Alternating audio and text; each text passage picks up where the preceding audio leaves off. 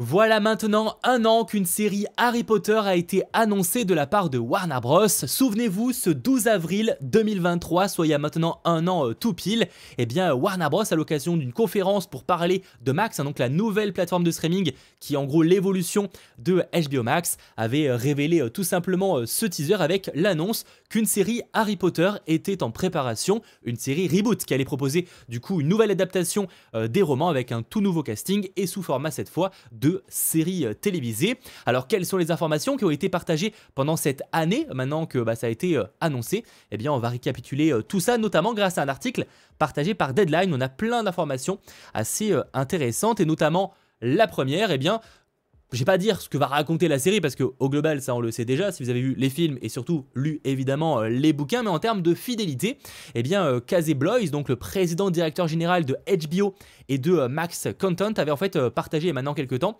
que cette nouvelle série Max Original plongera en profondeur dans chacun des livres emblématiques que les fans ont continué à apprécier pendant toutes ces années, et il déclare également parler d'une adaptation fidèle. Et c'est vrai que ce qu'on pourrait potentiellement reprocher au film, et toute proportion gardée parce que chaque opus est plus ou moins ou pas fidèle on va dire à son œuvre, mais c'est vrai que les films ont souvent pris des libertés pour différentes raisons. Déjà parce que ça reste une adaptation, donc forcément tu prends des libertés, mais il y a aussi un truc tout bête, c'est que un film qui va durer environ 2 heures quelque chose en général, tu peux pas forcément tout remettre ce qu'on va retrouver dans un plus ou moins gros bouquin, et c'est d'ailleurs pour ça que le dernier bouquin est divisé en 2 parties du côté du cinéma, en dehors même du fait de rapporter évidemment bien plus d'argent. Et ça, sur le papier, une série télévisée peut permettre, au niveau de la durée, je dis bien sur le papier, permettre quelque chose de plus fidèle, et en tout cas, ça semble être sur ça qu'ils veulent se diriger. Par contre, on pourrait un petit peu se poser la question, est-ce que ça veut dire qu'on aurait par exemple un bouquin, une saison ?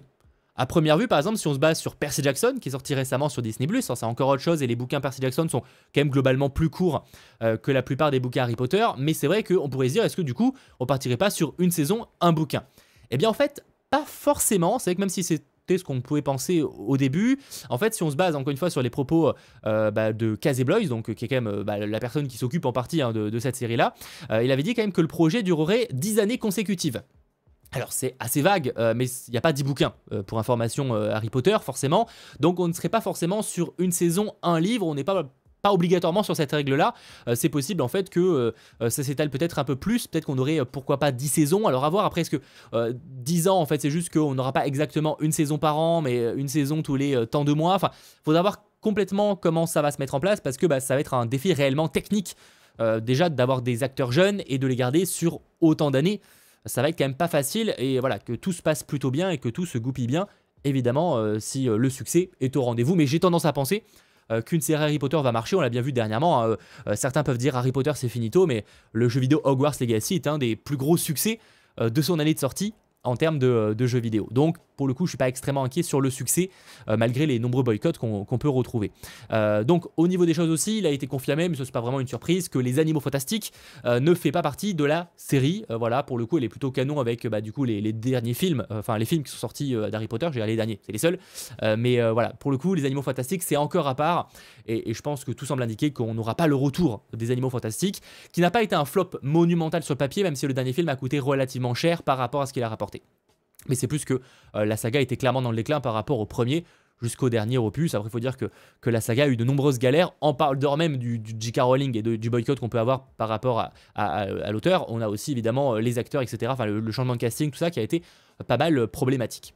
Maintenant, on vient aussi les informations sur qui s'occupe réellement de la série. Je vous ai dit Warner Bros, je vous ai dit Max, mais concrètement, qui seront les showrunners, qui sera le showrunner plutôt de cette série télévisée? Et bien pour l'instant, c'est pas encore officiel, en tout cas on n'a pas un nom précis, c'est encore en cours de négociation. Ça fait déjà quelques mois que ça se négocie, parce que c'est quand même un choix très important et crucial, parce que possiblement que cette personne va s'occuper de toutes les saisons, en tout cas si évidemment ça se passe bien, autant pour les équipes, etc. Donc Deadline dévoilait dernièrement que notamment Francesca Gardiner faisait partie des finalistes. Elle a notamment bossé sur la série Succession de HBO, donc une série déjà qui reste un peu dans la même maison mère, parce que ça reste Warner Bros, etc., et qui est évidemment connue pour sa grande qualité. On a également, qui fait partie des derniers candidats, on va dire du top 3, qui est encore en cours de négociation, on a Kathleen Jordan, qui s'est notamment occupée de la série Netflix Teenage Bounty Hunters, qui avait été annulée après seulement une saison, malgré qu'elle ait eu globalement de bons retours, et qui avait aussi travaillé sur Orange is the New Black, toujours sur Netflix. Donc ça fait partie des 2 candidats possibles. Et on a aussi Tom Moran, qui est pour le coup britannique et qui s'est occupé de la série The Devil's Hour avec Peter Capaldi. Donc on voit qu'il y a autant des Américains que des Britanniques qui pourraient potentiellement s'occuper de cette série, et une décision serait apparemment attendue en juin.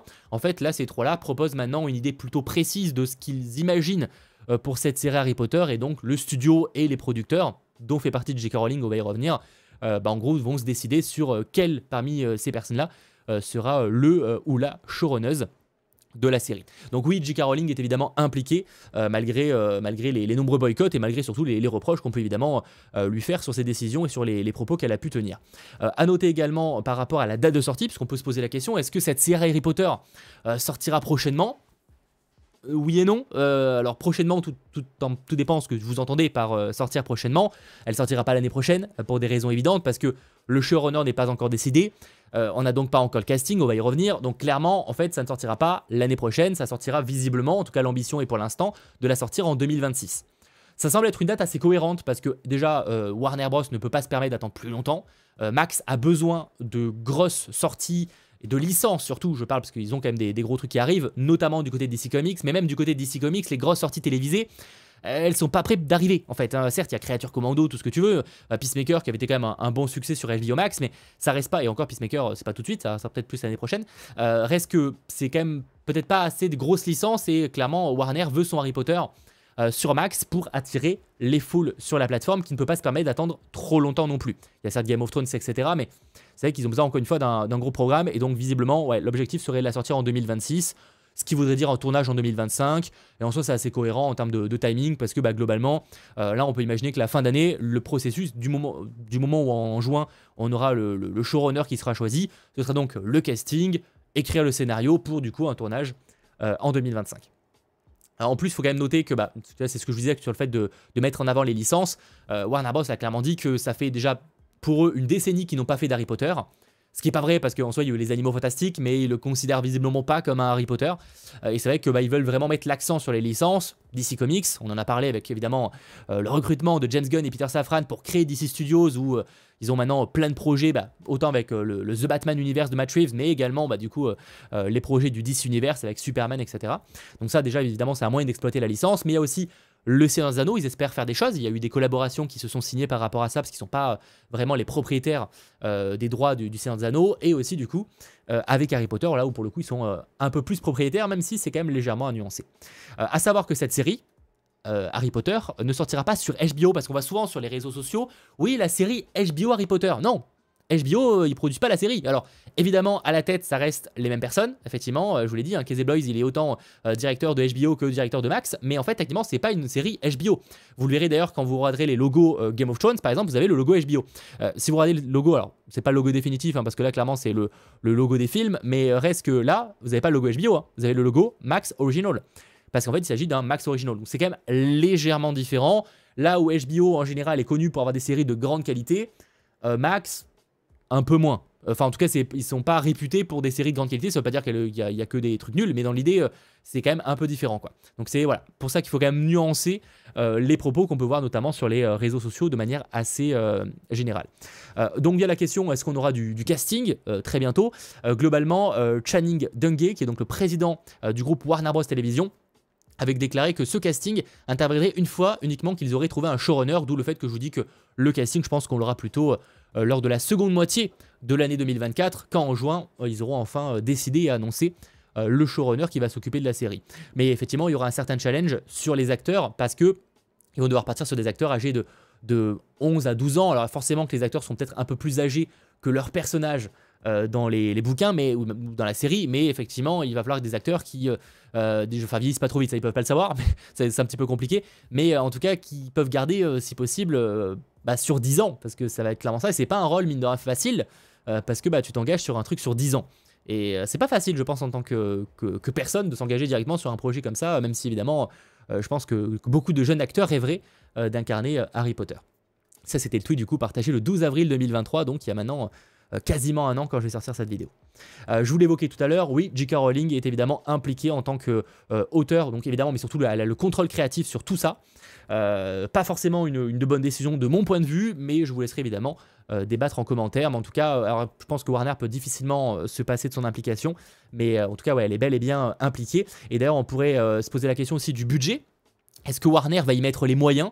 Visiblement oui. De toute façon, je pense que t'as pas trop le choix parce que faut que ça ait de la gueule quand même visuellement. J'espère que ils sauront proposer quelque chose qui est beau visuellement. Je veux dire, quand tu vois les films Harry Potter, ils ont quand même une vraie patte et je trouve qu'ils ont vraiment réussi à proposer une atmosphère, qu'on aime ou pas les films, surtout chaque film a un peu son atmosphère, mais en tout cas en termes de décor, on a tous rêvé d'aller à Poudlard et j'espère qu'ils vont réussir à proposer ça avec la série parce que ça va pas être gagné. À quel point aussi ils vont devoir s'émanciper un peu et proposer quelque chose peut-être de différent de la série, enfin du film, enfin des films. Et ce que j'espère aussi, c'est à voir s'ils utiliseront la technologie volume. Vous savez, c'est la technologie utilisée donc avec des écrans pour The Mandalorian. Alors dans The Mandalorian, le résultat est très bien réussi, mais on va pas se mentir que beaucoup de séries ou films qui utilisent cette technologie volume, c'est pas toujours très bien réussi et j'ai peur qu'on n'ait pas vraiment cette atmosphère et cette ambiance qu'on avait retrouvée dans les films. Donc j'espère qu'on aura le plus de décors pratiques, mais ça encore une fois affaire à suivre. En tout cas au niveau du budget, on sait que si finalement on va sur des trucs un peu comme Game of Thrones, ça peut être assez qualitatif.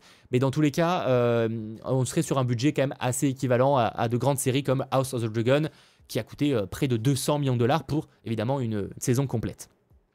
Et dernier sujet qu'on pourrait évoquer, c'est est-ce que d'autres projets liés à Harry Potter sont en préparation? Alors sans même parler des jeux vidéo, si on parle uniquement du côté des écrans, séries et films, pour l'instant rien d'annoncé en termes de films ou de séries, mais effectivement Zaslav, donc le boss de Warner Bros Discovery, a précisé nous sommes libres de faire tout ce que nous voulons, en nuançant tout de même qu'il y a certaines choses où c'est quand même obligé de travailler avec J.K. Rowling, donc j'imagine que ça dépend les sujets et les thèmes abordés et les personnages peut-être à voir encore une fois là-dessus, c'est pas extrêmement clair à quel point Warner Bros est dépendant de ça par rapport à l'univers d'Harry Potter, mais techniquement oui, d'autres choses pourraient arriver, mais je pense que cette série sera peut-être la base aussi, si potentiellement la série est un succès, on peut peut-être imaginer d'autres spin-offs qui pourraient prendre place du coup plutôt dans l'univers de la série télévisée que dans les précédents films. Encore une fois, est-ce un bon ou un mauvais choix?